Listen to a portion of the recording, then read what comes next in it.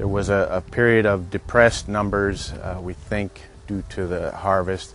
But then the regulations went in place through the Atlantic States Marine Fisheries Commission. Harvest regulations were put in place. In the last 3 or 4 or 5 years, we've seen an uptick or a trend upward in the juveniles in the population.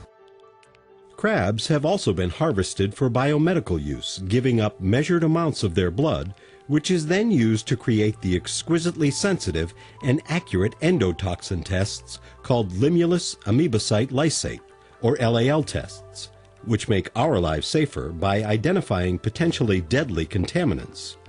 The vast majority of these crabs are returned to the water unharmed.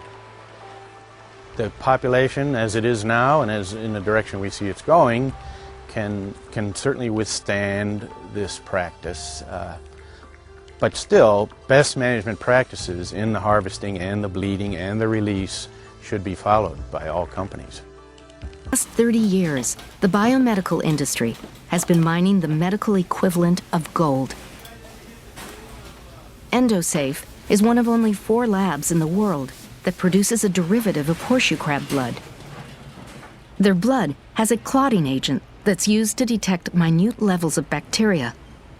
But what's truly surprising is the color.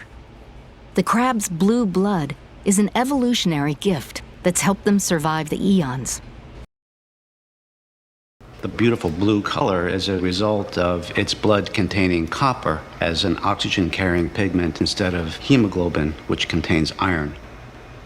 I'm adding a suspension of E. coli bacteria.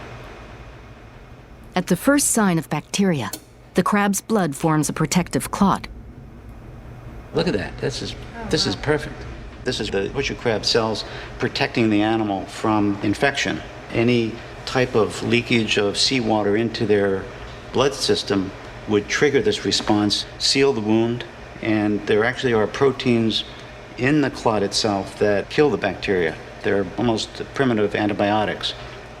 That's true not only for the collection of horseshoe crab blood, but for the production of endotoxin tests as well. Charles River's Endosafe PTS sets the standard for convenient and accurate endotoxin testing, while reducing the amount of LAL needed to 1/10 of conventional methods. So consequently, the amount of animals that are going into these tests have diminished, while at the same time the market is able to expand. That's a tremendous conservation measure being put in place by an industry, and it's one that that a lot of people don't tend to realize when they're talking about conservation as a whole.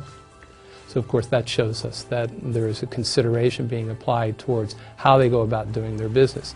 At Charles River, it's more than a consideration, it's a commitment to innovation and efficiency in testing, and a commitment to respect and protect a precious resource that contributes in surprising ways to the betterment of all our lives.